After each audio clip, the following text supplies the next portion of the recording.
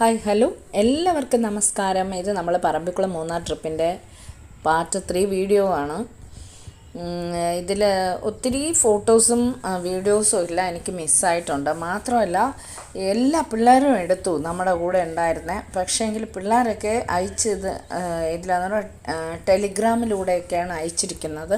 പക്ഷേ എങ്കിൽ അതൊക്കെ ഓപ്പൺ ചെയ്യാൻ പറ്റുന്നില്ല, ഫോൺ മുക്കിയിട്ടങ്ങ് ഫുള്ളായിപ്പോയി കേട്ടോ. അപ്പോൾ അതുകൊണ്ടാണ്. അപ്പോൾ ഞങ്ങൾ മൂന്നാർ പോയതിൻ്റെ അടുത്ത ദിവസം ഞങ്ങൾ വട്ടവട എന്ന് പറയുന്ന സ്ഥലത്തേക്കാണ് പോയത്. അപ്പം അത് കുറച്ച് സ്ഥലം നമ്മൾ ഇങ്ങനെ നമ്മുടെ വണ്ടിയിൽ പോയിട്ട് ഈ ഭാഗത്ത് വന്നിട്ട് ഇവിടുന്ന് ഒരു ജീപ്പിനാണ് നമ്മൾ പോവുക.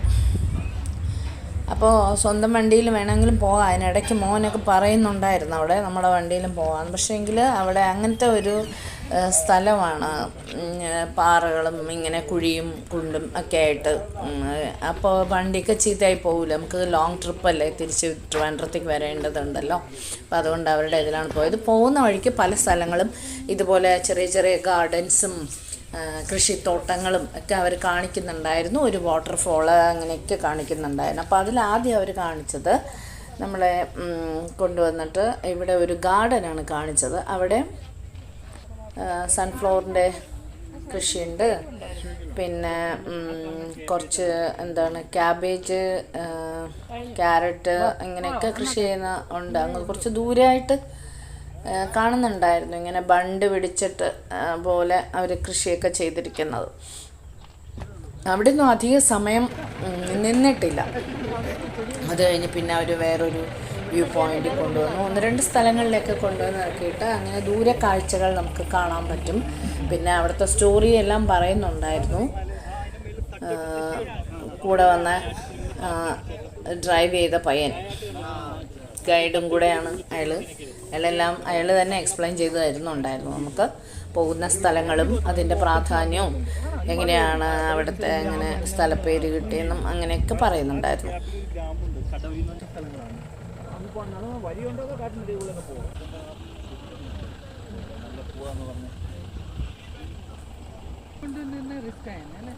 ഫോട്ടോസൊക്കെ നമുക്ക് വീഡിയോസൊക്കെ ഇഷ്ടംപോലെ എടുക്കാൻ പറ്റും. വിഷ്ണു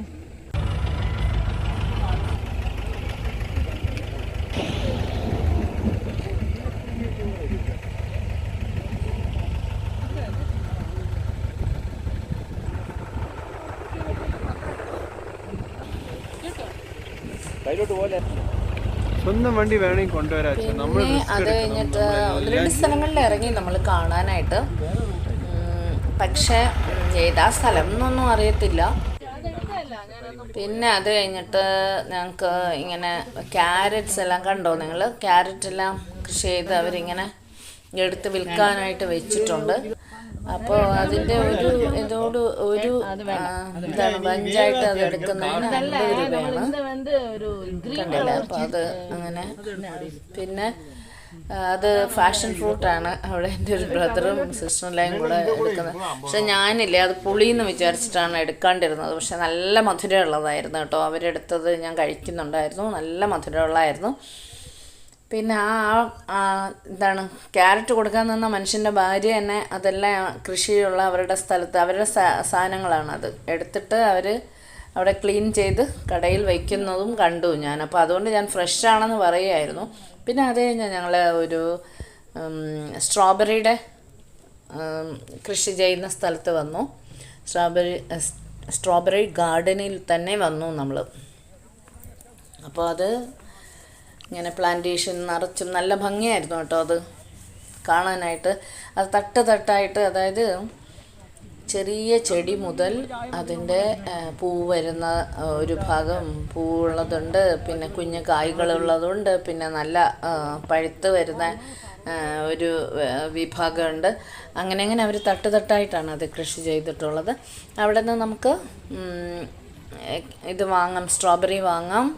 അതിൻ്റെ ജാം ഉണ്ടായിരുന്നു, അത് വാങ്ങാം. പിന്നെ അത് വെച്ചിട്ടുള്ള പ്രോഡക്ട്സും അവർ വിൽക്കുന്നുണ്ടായിരുന്നു. അപ്പോൾ അതൊക്കെ ഞങ്ങൾ വാങ്ങിയിട്ടുണ്ടായിരുന്നു. പക്ഷേ അതിൻ്റെ ഒന്നും വീഡിയോ കൊടുക്കാൻ പറ്റിയില്ല നമുക്ക്. ഈ അന്നമാണ് ഉന്നം എന്ന് പറഞ്ഞ പോലെ ഈ സാധനങ്ങളൊക്കെ കണ്ടു കഴിഞ്ഞാൽ പിന്നെ ഞാൻ അതൊക്കെ തിന്നുന്നൊരു ഇതിലേ ശ്രദ്ധ കാണുള്ളൂ കേട്ടോ. പിന്നെ അതിൻ്റെ വീഡിയോ ഒന്നും എടുക്കാൻ മറന്നു പോകും. ഇതെല്ലാം മോനൊക്കെ എടുത്തതും എല്ലാം ഉണ്ടായിരുന്നു, ഞാനും എടുത്തിട്ടുണ്ടായിരുന്നു. പക്ഷേ ഞാൻ അതൊക്കെ അതിനേക്കാൾ പ്രാധാന്യം എനിക്ക് അവിടുത്തെ പ്രോഡക്ട്സിനാണ്. ഓർഗാനിക് പ്രോഡക്ട്സ് എന്നൊക്കെ പറഞ്ഞിട്ട് അല്ലേ അവർ വെച്ചിരിക്കുന്നത്. അവർ തന്നെ കൃഷി ചെയ്ത് അവർ തന്നെ ഉണ്ടാക്കി അവർ തന്നെ കൊടുക്കുന്നത് ആയിട്ടാണല്ലോ. അപ്പോൾ അതുകൊണ്ട് നമ്മൾ അതിനെക്കുറിച്ചിട്ടായിരിക്കും ശ്രദ്ധ കൂടുതലായിട്ട്. വാങ്ങി നമ്മൾ എല്ലാവരും വാങ്ങിയിട്ടുണ്ട്.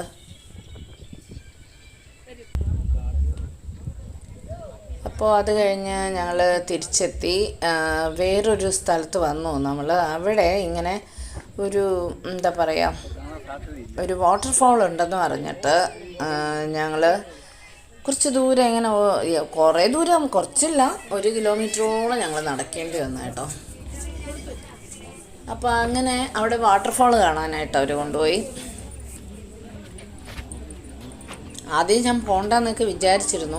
ഇറങ്ങാനും കയറാനും ഉള്ള ബുദ്ധിമുട്ടുകൊണ്ട്, ബുദ്ധിമുട്ടെന്നല്ല, ഇപ്പോൾ നമ്മൾ മനസ്സെത്തുന്ന സ്ഥലത്ത് ശരീരം എത്തത്തില്ലല്ലോ.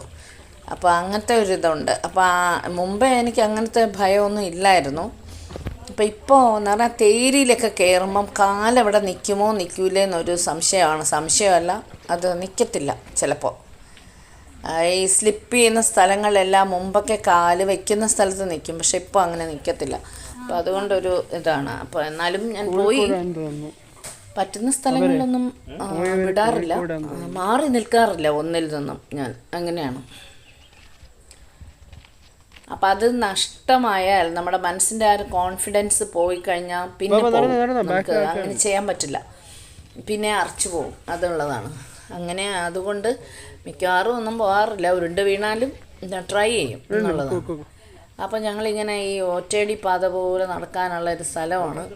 അപ്പോൾ അവിടെ കൂടെ ഇങ്ങനെ നമ്മൾ നടന്ന് കുറേ ദൂരം ഉണ്ട് കേട്ടോ. 1 കിലോമീറ്ററോളം ഏകദേശം വരും. 1 കിലോമീറ്ററും അത്രത്തോളം വരുമായിരിക്കും എന്നെനിക്ക് തോന്നുന്നു.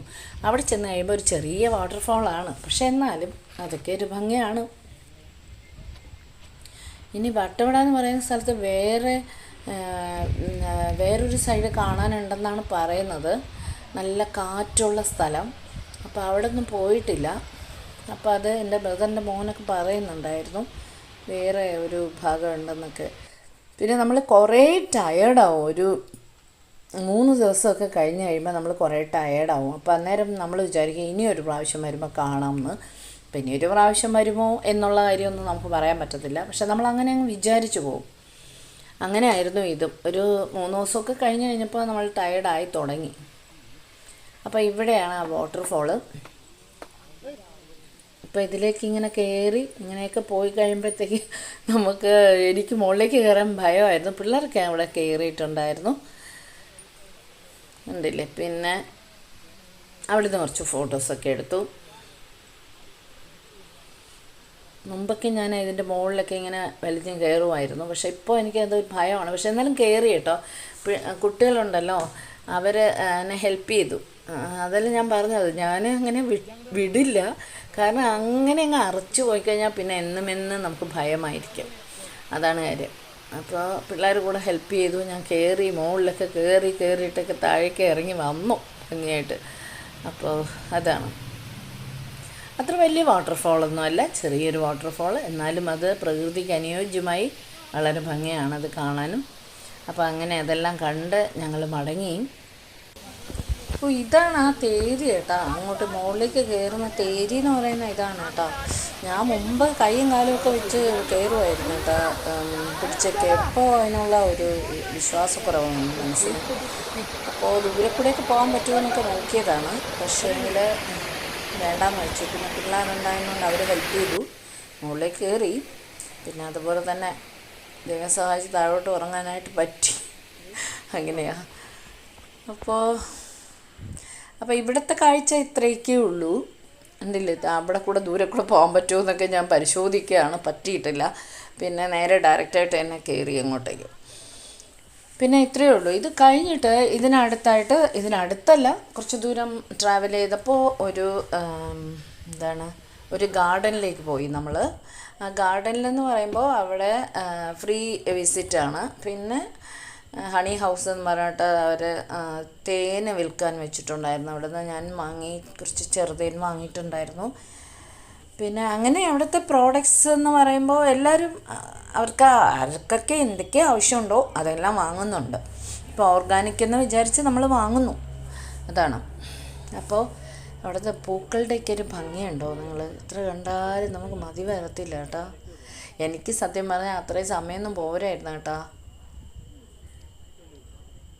ഈ ഫ്ലവേഴ്സ് ഗാർഡനിൽ തന്നെ ബാക്ക് സൈഡിലോട്ട് അവർ സ്ട്രോബെറി, ഇത് എന്താണ്, ക്യാബേജ്, കോളിഫ്ലവർ, അതൊക്കെ ഇങ്ങനെ അവർ കൃഷി ചെയ്യുന്നുണ്ടായിരുന്നു.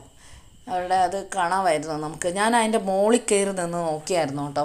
ആ കെട്ടിടത്തിൻ്റെ മുകളിൽ കയറി നിന്നിട്ട് അവർ ഒരു സ്റ്റെപ്പ് വെച്ചിട്ടുണ്ട് അവിടെ കയറാനായിട്ട്. നേരെ അതിൻ്റെ മുകളിൽ കയറി നിന്നാൽ നമുക്ക് കാണാൻ പറ്റും ബാക്ക് സൈഡിലെല്ലാം. പിന്നെ ബ്രോക്കോളിയും അവർ കൃഷി ചെയ്യുന്നുണ്ട് അതിൻ്റെ ബാക്കിലെല്ലാം. ക്യാബേജ്, കോളിഫ്ലവർ, ബ്രോക്കോളി എല്ലാം ചെയ്യുന്നുണ്ട്. അങ്ങനെ നമുക്ക് വാങ്ങാനും പറ്റും കേട്ടോ. അവിടെ ആയിട്ട് ചെറിയ ചെറിയ ഷോപ്സ് ഉണ്ട്. നമ്മൾ ട്രാവൽ ചെയ്യുമ്പോൾ അവിടെ നിന്ന് നമുക്ക് ഇതെല്ലാം മേടിക്കാൻ പറ്റും. നമ്മൾ മേടിച്ചിട്ടുണ്ടായിരുന്നു കേട്ടോ. ഫ്രഷ് വെജിറ്റബിൾസ്, ഈ ക്യാരറ്റ് മേടിച്ച പോലെ തന്നെ ക്യാരറ്റ്, ബീറ്റ്റൂട്ട്, ബീൻസ്, ഇങ്ങനെ കുറേ സാധനങ്ങൾ നാച്ചുറലായിട്ടുള്ള അവിടുത്തെ അവർ തന്നെ കൃഷി ചെയ്യുന്ന സംഭവങ്ങൾ കുറേ മേടിച്ചിട്ടുണ്ടായിരുന്നു നമ്മളെല്ലാവരും. പല പല വെറൈറ്റിയാണ്. പക്ഷെ ആ ചെടികളെ കാണാൻ അത്ര ഭംഗി കാണത്തില്ല. പക്ഷെ അതിൽ വരുന്ന ഫ്ലവേഴ്സ് എന്തോരം ഭംഗിയെന്നറിയോ കാണാനായിട്ട്. കാക്ടസ് പോലെയാണ് ഒരു ചെടി, അതിൽ ഒരു പിങ്ക് കളർ, നല്ല ഭംഗിയുണ്ട് അതിൻ്റെ ഫ്ലവേഴ്സിനെ കാണാനായിട്ട്. അങ്ങനെ